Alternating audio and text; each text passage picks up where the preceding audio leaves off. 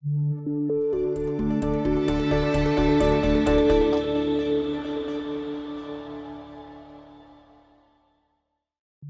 fait, c'est quoi la rentabilité d'un placement? Rentabilité. Le mot est simple, tellement simple, mais il y a ce qu'on voit et ce qu'on ne voit pas. Ce qu'on voit, ce sont les deux aspects de la rentabilité, le revenu et le gain en capital. Jusque-là, rien de bien compliqué. Mais ce qu'on ne voit pas, c'est la rentabilité future. Toute la difficulté est là. Ce n'est pas maintenant qu'il faut avoir raison en fonction de ce qu'on sait aujourd'hui, mais ce sera dans 5, 10 ou 20 ans qu'il faudra, à la lumière de ce qui se sera passé, avoir pris aujourd'hui la bonne direction. D'où la question essentielle. Existe-t-il une carte du pays des placements? Oui, et la voici. Il y a 3 grandes régions, chacune avec son type de rentabilité. La première région, ce sont les placements que l'on appelle court terme, parce qu'ils sont disponibles pratiquement à chaque instant, comme le livret A ou les contrats les plus classiques en assurance vie. Puis vient l'immobilier. Sa rentabilité est meilleure, mais il y a des fluctuations. C'est du moyen ou long terme.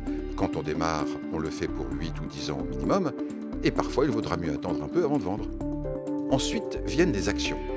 Rentabilité encore meilleure, mais avec des hauts et des bas très prononcés. Là, c'est du long terme, parce qu'il faut vraiment choisir le moment où l'on vend. Dans cette carte, l'immobilier se situe à mi-chemin entre les actions et le court terme. Il est moins rentable sur la longue durée que les actions, mais plus stable. Il est aussi plus rentable que les placements à court terme, ce qui est important. Tout l'art consiste à avoir suffisamment, mais pas trop, de placements à court terme et de partir ensuite à la recherche d'une meilleure rentabilité.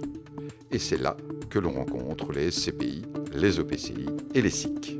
Ce sont des placements qui, par leur nature immobilière, respectent un certain équilibre entre stabilité et rentabilité. On voit bien leur utilisation, par exemple pour la retraite.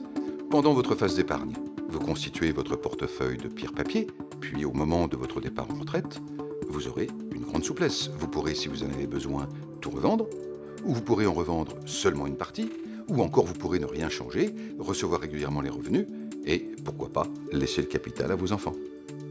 Quand on dit que les SCPI, les OPCI et les SIC sont des placements long terme, c'est parce que vous allez vivre longtemps.